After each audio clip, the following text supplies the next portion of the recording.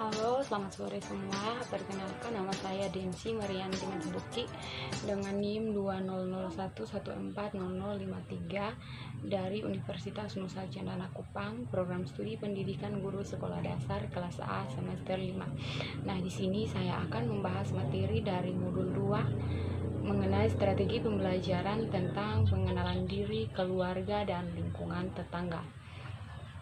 Nah, anak-anak di dalam proses mengenal lingkungan diri, keluarga, dan juga tetangga, para siswa akan melalui yang namanya proses imitasi, sugesti, identifikasi, dan juga simpati. Nah, dari keempat proses yang ada dalam ilmu pengetahuan sosial dinamakan dengan interaksi. Nah, 3 poin penting yang akan kita bahas saat ini yaitu pembelajaran tentang identitas diri dan keluarga, yang kedua pembelajaran tentang lingkungan rumah dan juga peristiwa penting dalam keluarga, dan yang ketiga pembelajaran tentang kedudukan dan peranan anggota dalam keluarga dan lingkungan tetangga. Nah, yang pertama yang kita bahas di sini adalah pembelajaran tentang identitas diri dan juga keluarga. Nah, anak usia kelas 1 SD itu adalah anak yang sedang belajar untuk bersosialisasi. Untuk itu, mereka perlu diperkenalkan kepada dirinya sendiri dan juga perlu untuk mengenal keluarganya. Nah, apa yang perlu diajarkan itu merupakan interaksi sosial. Di dalam pembelajaran IPS, ruang lingkup dari interaksi sosial di dalam lingkungan keluarga itu ada 2, yaitu terdiri dari 2 interaksi, yaitu interaksi dengan kontak primer dan juga interaksi dengan kontak sekunder. Nah, interaksi dengan kontak primer itu adalah interaksi yang dilakukan secara langsung, sedangkan interaksi dengan kontak sekunder itu adalah interaksi melalui pihak ketiga. Nah, kontak secara langsung misalnya kita bercakap-cakap, sedangkan untuk bercakap-cakap dengan seseorang, sedangkan untuk interaksi dengan kontak sekunder itu misalnya saya ingin menyampaikan sesuatu kepada seseorang tetapi tidak disampaikan secara langsung, namun saya menyampaikannya melalui orang lain, baru orang tersebut menyampaikan apa yang ingin saya sampaikan. Yang berikut, peranan yang paling penting dalam interaksi sosial untuk anak-anak atau bahkan orang dewasa itu adalah komunikasi. Jadi komunikasi memiliki peran yang sangat penting dalam melakukan interaksi sosial. Nah, arti penting dari komunikasi sosial itu adalah bahwa seseorang menyampaikan pesan melalui pembicaraan, gerak-gerik, isyarat, atau sikap untuk dipahami oleh pihak lain. Perlu kita ketahui bahwa proses mengenal diri bagi para siswa kelas 1 di sekolah dasar itu harus sejalan dengan proses sosial yang berlangsung di dalam keluarganya. Nah, sebagai guru itu harus memahami bahwa peserta didik memperkenalkannya di depan kelas, ia akan berbicara menggunakan bahasa keluarganya. Nah, di dalam interaksi sosial itu terdapat proses sosial yang harus dieksplorasi oleh guru, seperti adanya imitasi, sugesti, identifikasi, dan juga simpati. Nah, yang pertama yang dimaksud dengan imitasi di sini adalah proses untuk menirukan tindakan dari orang lain. Nah, imitasi itu tidak perlu diajarkan dengan cara berceramah, tetapi cukup dengan memberi contoh dalam kehidupan di lingkungan sekolah. Nah, yang kedua itu proses sugesti. Nah, proses sugesti yang dimaksud di sini berlangsung jika seseorang memberi suatu pandangan dan pihak lain menerimanya. Nah, proses sugesti juga sebenarnya hampir sama dengan imitasi tetapi memiliki titik tolak yang berbeda. Yaitu dimana pada imitasi proses peniruan dilakukan oleh yang meniru dan pihak yang ditiru tidak menyangka diri untuk ditiru oleh orang lain.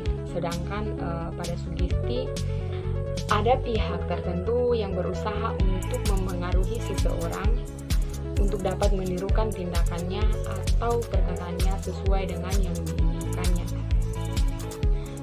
Untuk yang ketiga di sini adalah proses identifikasi. Nah, identifikasi di sini merupakan kecenderungan di dalam diri seseorang untuk menjadi sama dengan orang lain.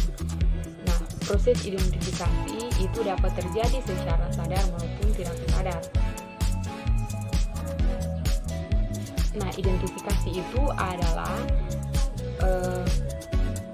proses peniruan yang lebih mendalam dari proses imitasi dan juga sugesti, di mana tidak menutup kemungkinan proses identifikasi dimulai dari proses imitasi dan sugesti.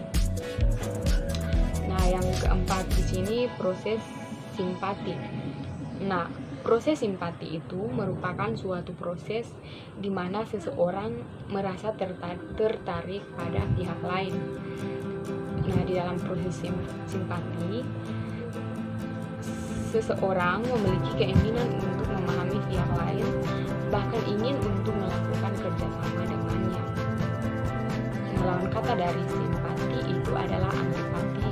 Antipati yaitu di mana seseorang tidak menyukai kepada pihak lain. Berarti simpati dan antipati berlawanan. Nah, materi yang diajarkan untuk tingkat sekolah dasar itu merupakan bentuk dari interaksi asosiatif. Oh, salah.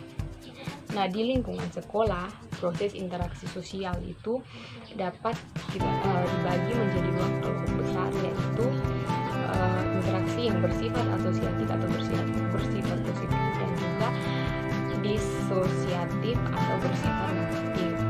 Nah, materi yang diajarkan untuk tingkat sekolah dasar itu adalah interaksi sosial, interaksi asosiatif. Nah, di mana di sini ada dibagi atas beberapa, yaitu ada kerjasama. Nah, kerjasama itu merupakan interaksi sosial yang paling utama dalam kehidupan manusia. Nah, bentuk-bentuk kerjasama itu dapat dibedakan menjadi beberapa, yaitu ada kerjasama spontan dan juga kerjasama langsung. Nah, bentuk interaksi asosiatif yang kedua itu adalah akomodasi. Nah, akomodasi itu adalah usaha untuk menyelesaikan pertentangan tanpa menghancurkan pihak lawan. Nah, sifat dari akomodasi itu meredakan suatu pertentangan agar mencapai keseimbangan dan juga stabilitas.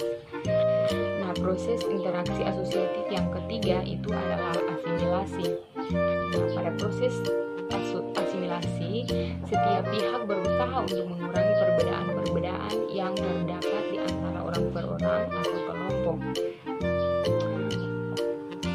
Nah, yang berikut itu akulturasi. Nah, jika dalam asimilasi dua kebudayaan bertemu dan melahirkan kebudayaan baru, maka pada akulturasi itu berbeda, di mana kedua budaya yang dipersatukan tetap berjalan sejalan tanpa menghilangkan unsur-unsur budaya asli dari masing-masing kelompok tersebut, dan juga tidak membentuk budaya baru. Nah, dengan demikian dapat kita ketahui bahwa akulturasi adalah proses sosial yang timbul bila ada dua kelompok kebudayaan yang berbeda dapat bertemu. Nah, yang kedua yang perlu kita bahas di sini tentang pembelajaran tentang lingkungan rumah dan penting dalam keluarga. Dalam satu pembelajarannya harus mengandung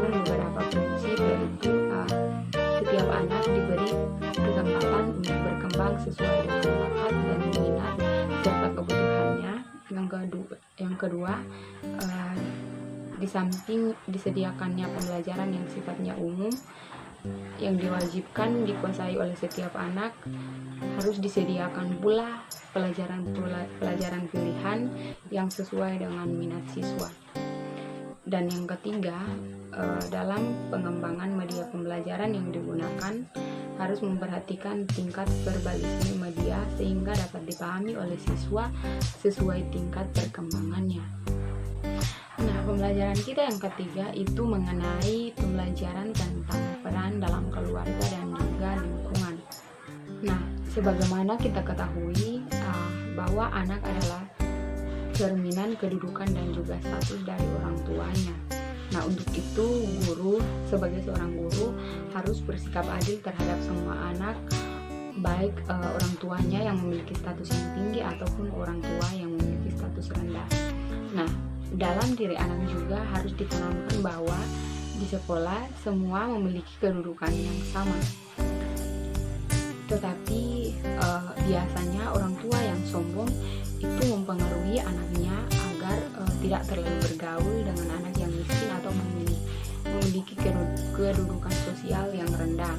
Nah, caranya agar hal ini tidak berlanjut, maka guru harus menyampaikan materi tentang kedudukan seseorang dan bahwa masing-masing peranan memiliki tugas dan fungsinya di masyarakat. Nah, cara paling bijak itu misalnya dengan menerapkan metode bermain peran atau sosiodrama. Nah, sosiodrama yang dimaksud di sini adalah metode mempertunjukkan atau mempertontonkan suatu keadaan atau peristiwa yang dialami oleh seseorang, tingkah laku orang sesuai dengan perannya. Nah, untuk itu perlu dipertimbangkan komponen-komponen pembelajaran, yaitu tujuan, materi, siswa, fasilitas, waktu, dan juga guru. Nah, yang perlu kita ketahui yang pertama itu faktor tujuan. Nah, tujuan merupakan faktor yang paling pokok sebab semua faktor yang ada di dalam situasi pembelajaran termasuk strategi pembelajaran diarahkan dan diupayakan untuk mencapai tujuannya.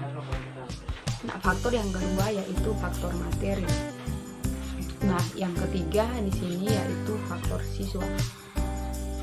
Nah, siswa itu adalah pihak yang berkepentingan di dalam proses pembelajaran. Nah, faktor yang ketiga itu adalah fasilitas. Nah, fasilitas juga itu menentukan proses dan juga hasil belajar. Yang berikut itu adalah faktor waktu.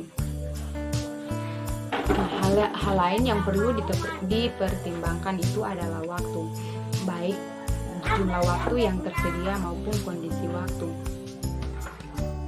Yang berikut itu faktor guru. Nah, demikian materi yang kita pelajari pada modul 2 kali ini. Sekian dan terima kasih.